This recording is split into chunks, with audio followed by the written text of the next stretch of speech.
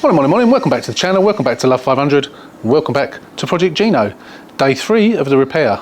So we're going to continue on briefly with the stereo and get that finished today, and then we're going to have another look at that radiator at the front and see if we can figure out where it's leaking from, and if we have to change it, we have to change it. But let's get on with it and let's do a bit more.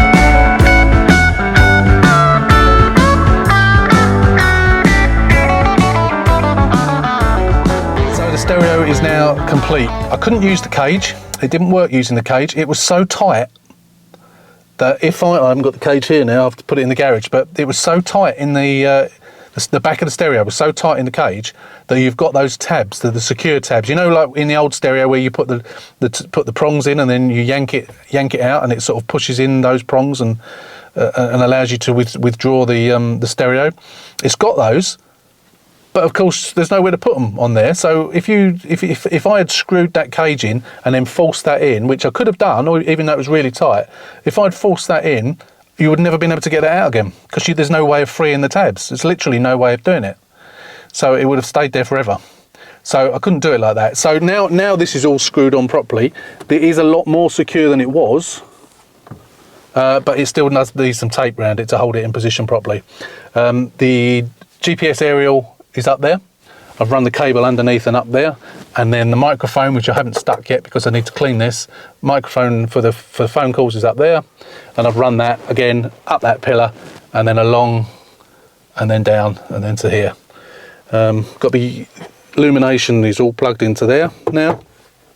So that was wired into the illumination of this. Now this isn't an illuminated one because it's a pop spec, but the wire's there, so I've just cut the wire and then solder jointed it. We've got the USB, one of the USB cables here. There's another one tucked underneath, so I just need to cable tie the cables, get them all out of the way, and then we can put the tray back in, and then that's done. But it's really good, and it is RDS. For some reason I'm having trouble getting it up again, but I did get it up as RDS. For some reason it's stopped working, but I think it is where I am on the driveway. I'm pretty sure that's the reason, because it did come up as RDS when I changed the themes. You can change the themes. You notice that is different to what it was, and once I changed it, it then was working, but now the RDS bit isn't. So probably when I reverse it out the drive, I will be able to, it'll probably come up again. But yeah, that's it. So there is a separate video on this install. As I say, it's not a how-to video, but if you want to watch that, I'll put a link to it here, and I'll also put a link to it at the end of this video. So yeah, hopefully you found this video interesting, the actual video of the install video. But yeah, great stuff. I'm pleased with it.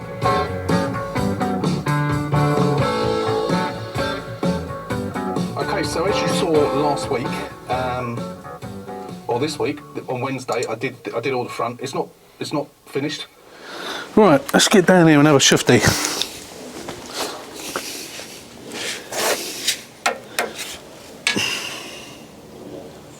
Yeah, I can't see where it's coming from. I can see the drips down the bottom here, but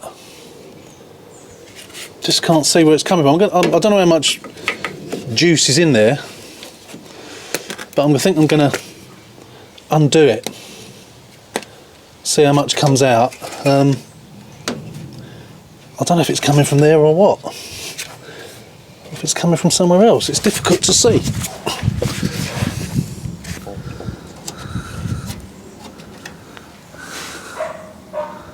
Yeah, I don't know. Actually, it's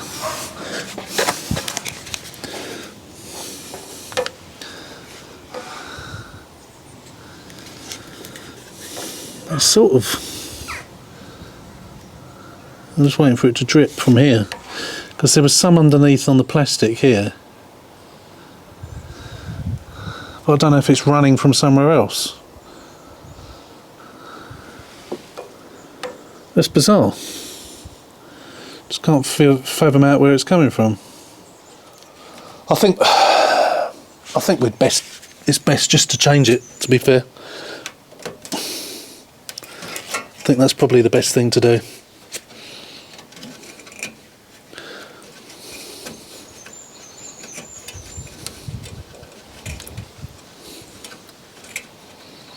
Drain it down from this. There's not an awful lot left in it, I don't suppose. I don't trust this radiator, so I think I need to change it.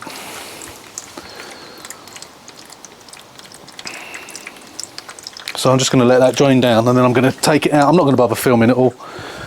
No point in you seeing me taking a radiator out again. I suppose I'm probably going to have to take the bottom, can I get it out without that bar on? I think if I jack it up I might be able to. Obviously I've got to take the, no, I'll tell you what, I might as well just take the thing off, mightn't I? I'll stick a jack underneath.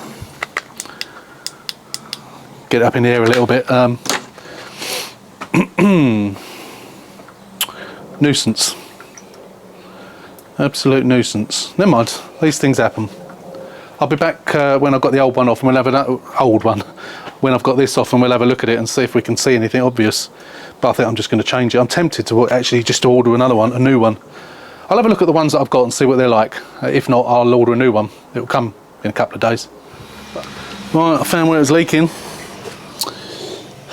Look at that. That I glued on. That was obviously caused by that. It's got a bloody great crack in it. Can you believe it? This is a second-hand radiator I got. Front panel radiator. They didn't give me the I bought it as a radiator, front panel, bars and condenser. They didn't give me a condenser because the one on it was broken. I only got the top bar, not the bottom bar, and I got I nearly swore then, leaking radiator, cracked radiator. So they'll be getting a piece of my mind.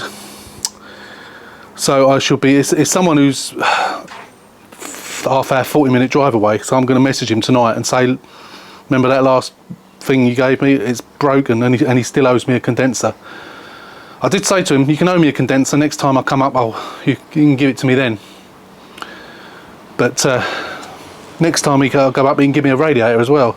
Unbelievable. I mean, he didn't know, I suppose, it's not his fault, but I should have looked at it more.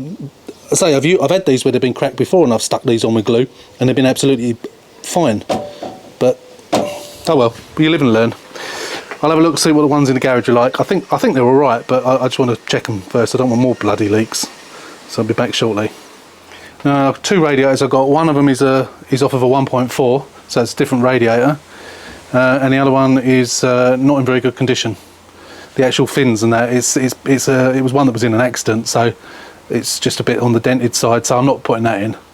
So I've ordered a new one, $52.99 on eBay. It's the same ones I've used before. The only issue with them is you get, where is it? This. On the one, because they're for a Ford KA and for a Fiat 500, and on the original ones that's blocked up, but on the ones that are for both cars, it's open to the world, so you need to put a bung on it. They usually come with a bung and a little Jubilee clip, but the last one I had didn't. Now I have got some, or I did buy some little bungs that I can put on, but I've got a feeling I've run out, so I might have to, just to be on the safe side, order some of those as well. But that is a bloody nuisance, because I now can't do the front, so I think what I'm going to have to do is just dump that out the back garden for the time being, get it all out of the way, put the bumper back on, and just sit and wait until I go till the bumper till the radiator comes. Pain, but never mind. These things happen. Yeah, I mean, you know, I looked at this radiator, but someone said they noticed a crack. I don't know if that was the crack that they noticed, but I know this is 4K video now, but blimey, eagle-eyed or what? Never mind, these things happen. No point crying over spilt milk, as someone once said. Yeah, so that means tomorrow, or even now, the day's coming to an end now pretty much. I ain't got much left in the day now, and I want to get the red one finished. So that's back for it. That's at its MOT now, as you may or may not even know.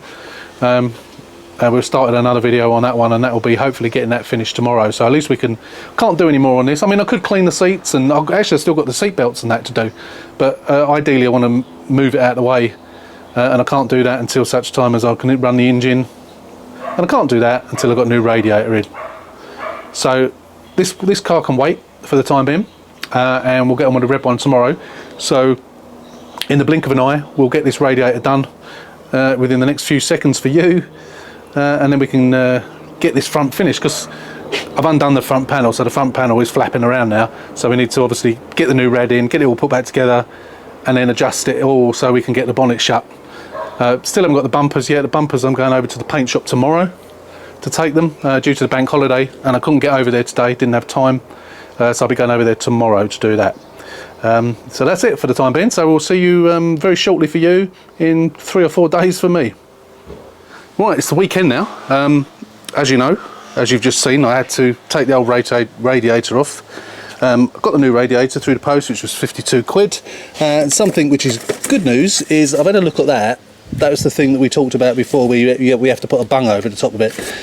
There isn't a bung in the box, but I think I'm trying to look into it with the torch. It looks like this one is actually sealed.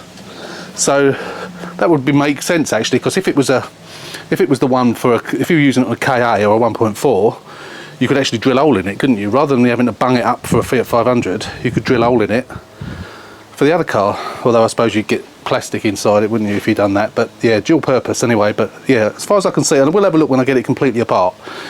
But as far as I can see, this one is specifically for a Fiat 500 because it seems to be bunged up. So I need to. This garage is turning into a mess again. Just can't.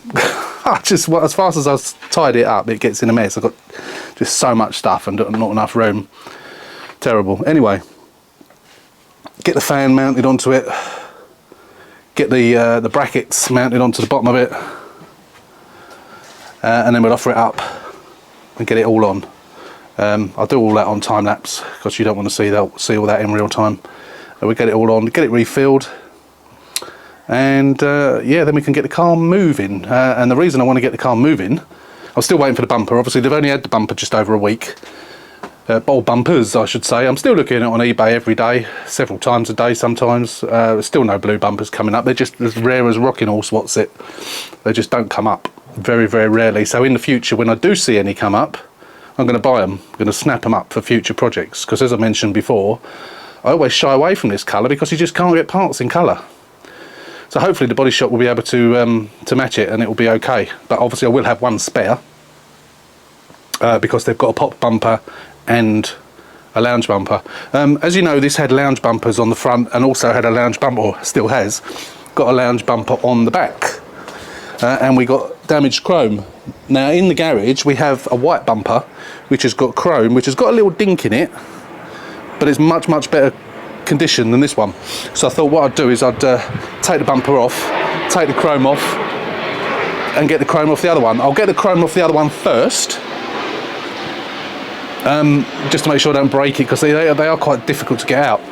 So I'll take that one off of there first, and then hopefully swap them over.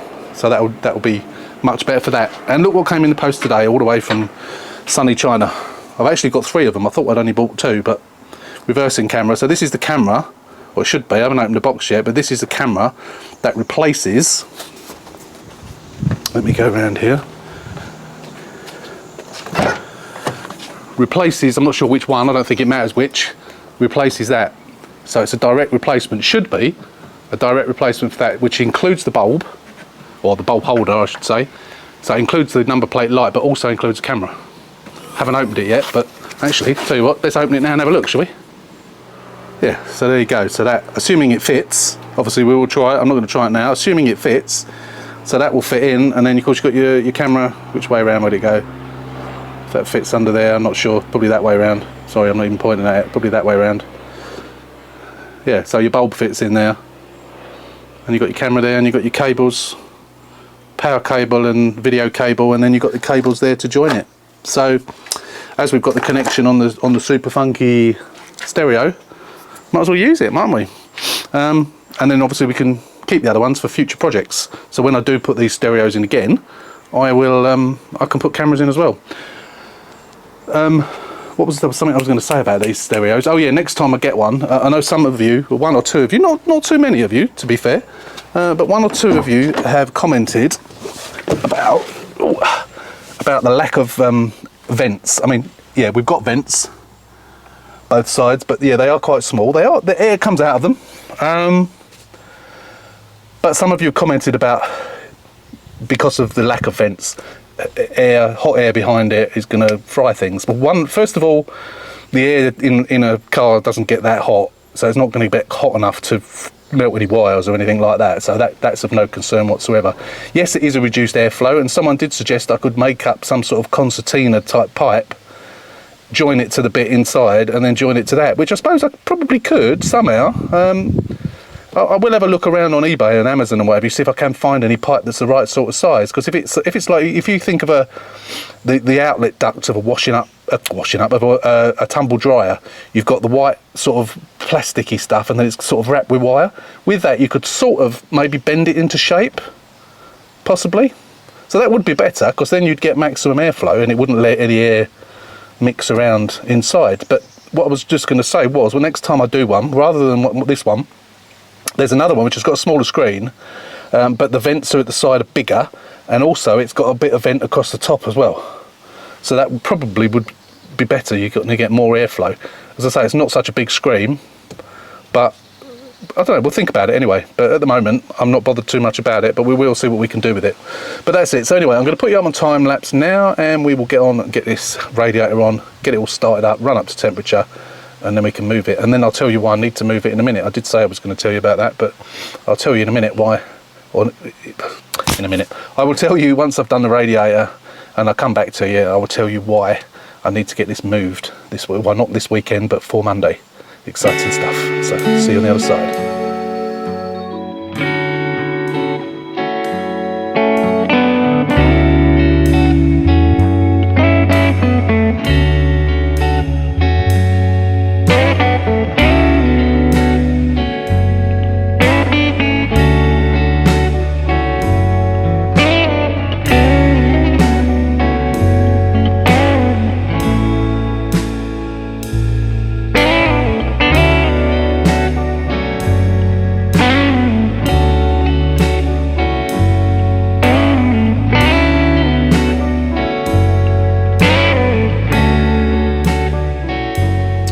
Okay, so I've got the radiator on, as you saw.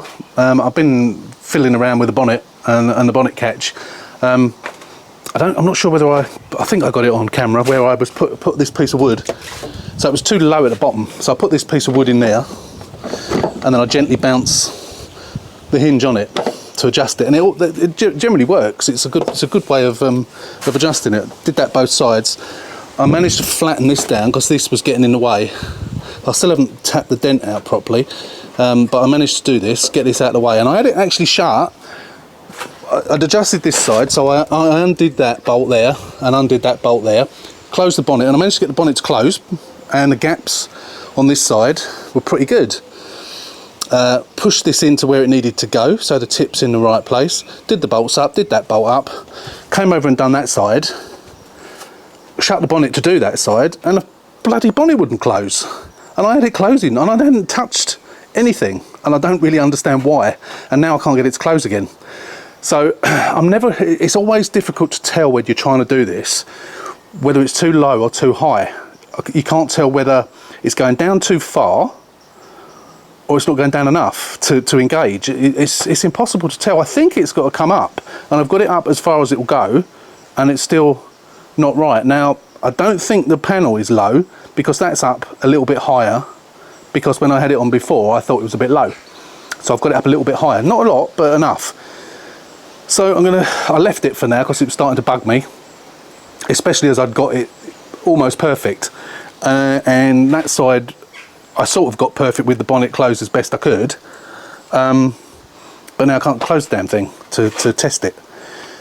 So it's really annoying. So I will obviously have to come back to it. As many of you have said in the past, you know, the best things to do when you have problems like this with things like bonnets, alignment and what have you is walk away and then come back another time, because you just end up losing your rag. And I don't have the patience of a saint to start with, to be perfectly honest. So that's what I'm doing. I'm walking away. But I've just connected the new radiator up. Done all the hoses up, and now I'm going to refill it. I'm not going to bother filming that. I'm just going to refill it and then run it up to temperature, bleed it and what have you. And then we'll probably come back and have another look at the bonnet. But yeah, I'm going to get it up to temperature so I can move the thing. And then we'll explain to you why I needed to get it moved. But we'll come back onto the bonnet probably on a later video. I hate fitting bonnets. I absolutely loathe it. I look for cars that don't have damaged bonnets so I don't have to replace it, because I don't think, maybe once or twice they've just fitted straight away. I don't know if it's because you're fitting a new panel or whether you're fitting a new bonnet or a bit of both. I really don't know, but you can never get them perfect, and it's always a pain. Very rarely do they just close and they're okay. Sometimes they'll close okay and it just needs a little bit of adjustment, but very, very rarely. Often have this problem, and I don't really know why.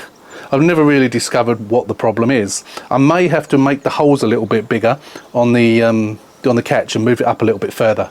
Might have to try that. I've done that in the past. I've had to do that in the past, and that sort of works. Just make the holes a smidgen bigger and it just moves it up, and it's enough. It's enough for it to get past the little bit that it needs to, for it to lock in position. But what I want to say, the best that I find, even though, you know, I'm by no means an expert at this, because I do have trouble with it all the time, the way that I find is the best way of doing this is if you can get it to close as it is here, with no headlights in, no bumper on, get it to close and it's right, or right-ish, you know, it might still need a bit of adjustment, but if you can get it to close properly and easily, and then when you release it, it doesn't sort of flick to one side a little bit so you know it's not lined up. If you can get it to do that, then put the headlights in, then do it again.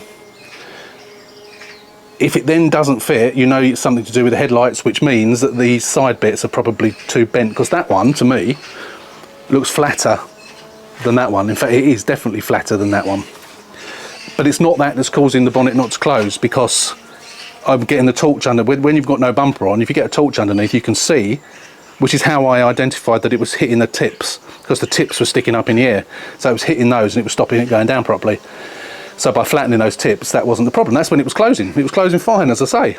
But yeah, so if you get the headlights in and they fit all okay and your gaps are all okay, and then the bonnet will close, and that's fine, then you come on and you fit the bumper and do it again. Because although you're getting the bonnet to close and you're possibly getting the headlights in and it's still closing, when you put the bonnet on, bumper on, sorry, you don't know whether it's still going to close, because obviously you've got the extra plastic here which brings it up a little bit, and of course it needs to be level.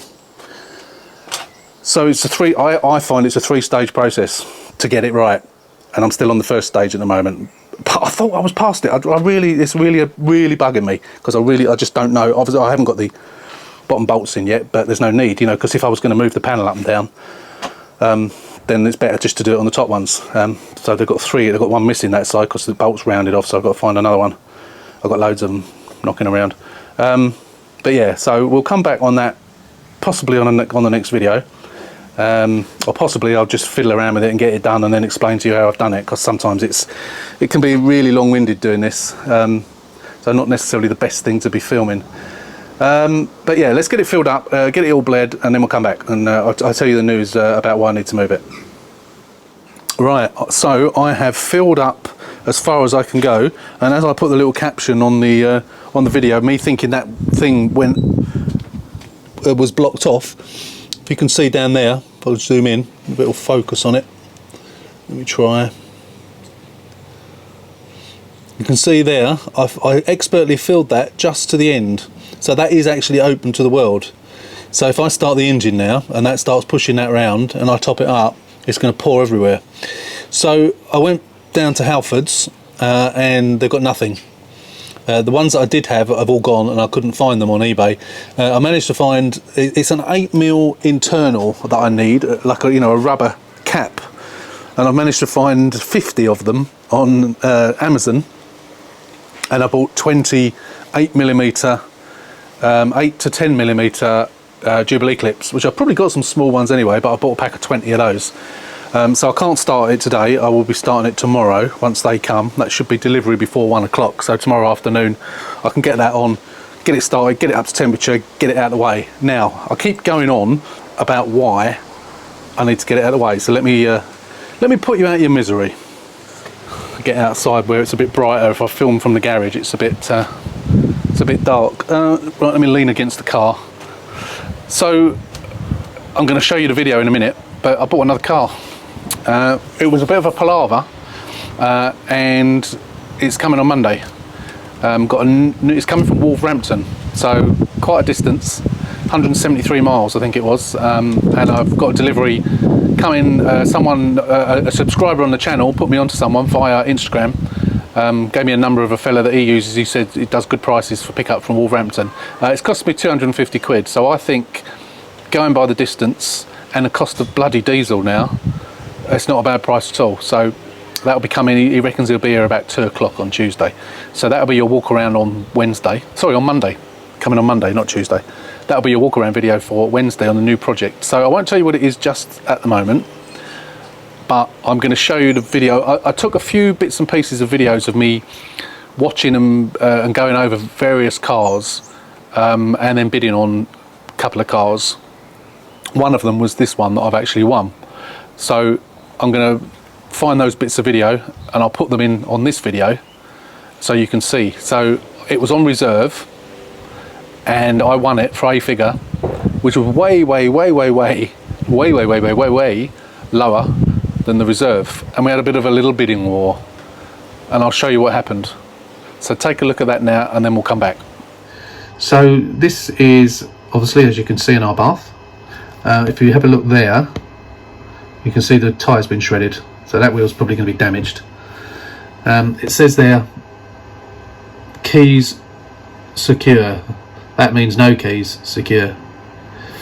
So it is unlocked, but there are no keys, and as you can see there, the wheels are facing an angle. But again, this one's been barreled as well. So damage wise, as usual, very little. Nothing of any substance that you can see. Stuff strewn around inside it. No damage at the front. Notice the Copart picture is taken so you can't actually see the ignition. There's no, as I said, I can't remember if I said there's no keys. That's the only damage I can see on it, which isn't too bad. Apart from that, it looks alright. Might be some few scratches. It is black as well, of course, so it always shows up all the bits. So that's a 2012. I think it's I looked at the MOT history. I think it was 50 something thousand the last MOT, which wasn't, it was in 2020, so I don't know when this was stolen, but it doesn't appear to have been MOT'd in 2021. It says an estimated retail value of 5,600. So that's up tomorrow. So whether we win this this other one I'm bidding on today or not, we'll be having a look at this auction and following this and see what we can see if we can win it. It's on a minimum bid, but chances are it'll go for too much money, but we'll see. So we'll be back tomorrow on this one as and when it comes up. So this one's coming up quite soon. It's at 1,650. It's number 32 in the auction, and it's now 12:15, so it'll be coming up quite soon. Something I've just noticed, all of the pictures, so that one's obviously from the outside, that one's from the outside. Now that is difficult, that reflection is my conservatory roof, so you can't tell from that whether that picture is taken through the window or not. I think it is, and same for that one, that could have been taken through the rear window. And going back to that, that looks like that might have been taken. There's no view that way on of the steering wheel, and if you look at that door handle there, you can see the red bit, which means that's locked. So that passenger door is locked. I think, although we know this hasn't got any keys, I think this is locked as well. Now it doesn't mention that in the listing at all. It just says keys no. There's nothing that says it's locked, so that could be a big problem. There's nothing in the additional info that says that either. So that means to get that off of the transporter, I would probably have to smash a window. I know you can get airbags in and you can do this and you can do that to get to, you know, to get the door open, but when you're on a transport and you've got to get it off, I think the only way you're going to be able to do it is by smashing a window and then either opening the door or climbing through the window to be able to straighten the wheels up. I have got spare glass, but that is very naughty of Copart, because I'm pretty convinced, looking at those pictures now, that that has not got any keys. I'm pretty convinced that's taken through the window. The fact that there's no picture taken from the driver's seat, which they always do, speaks volumes. Yeah, there's no picture front on of the Speedo at all, which they would normally do. That's the only picture, and that looks like they've just put the camera up against the glass and taken that picture. So I'm pretty convinced. They don't show that either, which is quite naughty of them. I think I pointed that out before. Someone has pointed out that looks like blood there, which it could be. So yeah, locked. Not good, but not good of Copart to not even mention it. But we'll go back. We'll still try and bid on it anyway, but we'll see. We probably won't get it, but you never know. Okay, I've got auctions going on both computers here because the Arbath is up in a minute, but the next one up is the Lounge, which, what is it at now? 2,900. Can you believe it? Oh, I thought that was up next. Sold. Yeah, it's up next. They're both going to come up at the same time. This is going to be difficult. They're literally going to come up at the same time, so I'm not going to be able to record both. But I'll watch it and see what this one goes for, because obviously I want to be bidding on this one. They're literally going to be, they're both next. So I literally can't film them both at the same time. Right, this one is still on the previous car, so this one is now bidding, so we'll quickly film it. Bonus time. There's bonus time on the other car before the Arbath. Never had this before, but they're literally at the same time. 2,900. This is a pure sale. So someone's paying, when you add fees to that, bonus time. That's like 3.5 grand. That's approaching retail. It's crazy. 3,050. Someone's still bidding. The noise is coming from this one, not this one. 3,100. Still bidding. Madness. It's on bonus time now. Bonus time. They're both on bonus time. They are literally at the same time, aren't they? This is mad. 3,100 still. Where's it going to go?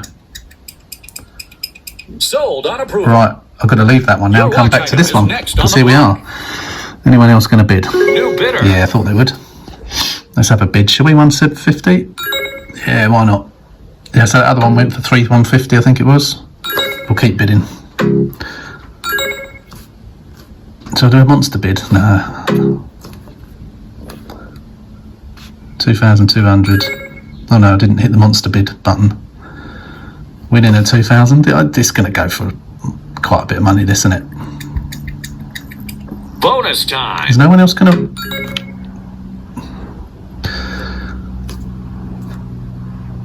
Monster bid 2,350. Oh, 2,400. 2,450. I'm winning at 2,400. Exciting stuff. Bonus time. They're not going to let it go for that amount of money anyway. I think it's unlikely. Even if I win it for that, it's still on reserve. Bonus time. No one else going to bid? Interesting. Be amazing if they did, but it's unlikely. Sold on approval. I did. I won it for 2,400 quid. Well, I say I won it. I think it's unlikely, don't you? I will come back and let you know. To my bidding page, and as you can see then, my winning bid was £2,400 and the seller minimum is 3,925. So, what shall we do? I think we're going to remain at our 2,400 and see what happens. So I'm going to hit that in a minute, but I just want to take some pictures of it for Instagram and to send to a couple of people, and yeah, and then we'll wait and see what happens, and I will let you know. So, what do you think? So I got it for 2,400 quid. The reserve was 3 knot, was it? I forgot my now. Was it 3975 or 3950, something like that? So way out of. So I didn't think for a minute that I was going to get it. So I stuck to my guns, as everyone always says. Wind's catching the gate. As everyone always says, if you whatever price you win at, you stick at that price. You don't go up and negotiate with them. If they counter bid, which they usually do, they don't just flatly say tough luck, it didn't reach reserve. They'll counter bid you. So he counter bid me, I think it was about 50 quid less. So you can either accept the counter bid, you can counter bid, or you can remain at your own price. So I always hit the remain. So I remain at 2,400. Following morning, they kept me waiting, but the following morning they counter bid again, and it went down to 3,900.